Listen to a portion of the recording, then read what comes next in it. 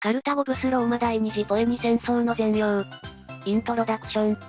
第二次ポエニ戦争前218年前201年は、古代地中海世界の二大勢力であった。カルタゴとローマの間で繰り広げられた壮大な戦いでした。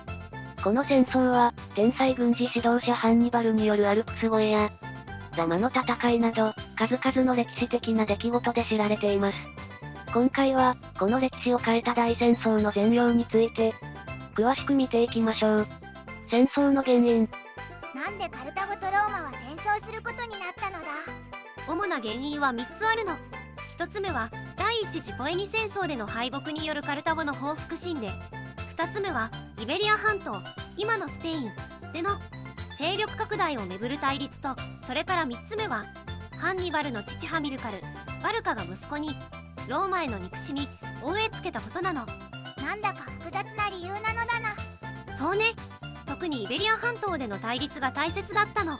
カルタゴがそこで勢力を拡大していくことをローマは警戒していたのよ。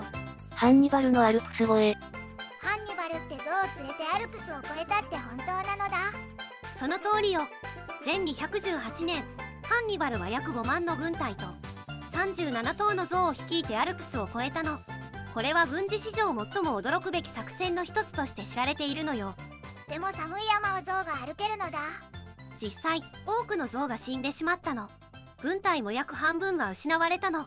でも、誰も予想していなかったルートでイタリアに侵入できたことで、ローマに大きな衝撃を与えることができたのよ。カンナへの戦い。一番すごい戦いってどれなのだ。前216年のカンナへの戦いね。この戦いでハンニバルは数で優れたローマ軍を見事に包囲殲滅したの。ローマ軍8万人以上が失われた大惨事だったのよ。どうやって勝ったのだ。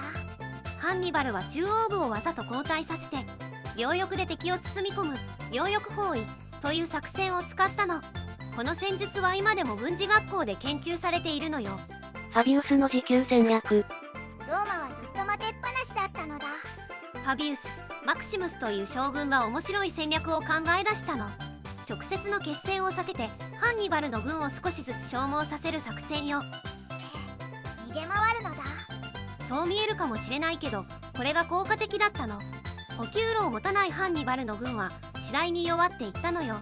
スキピオとザマの戦い。最後はどうなったのだ。前202年、スキピオという若い将軍がカルタゴ本土に攻め込んだの。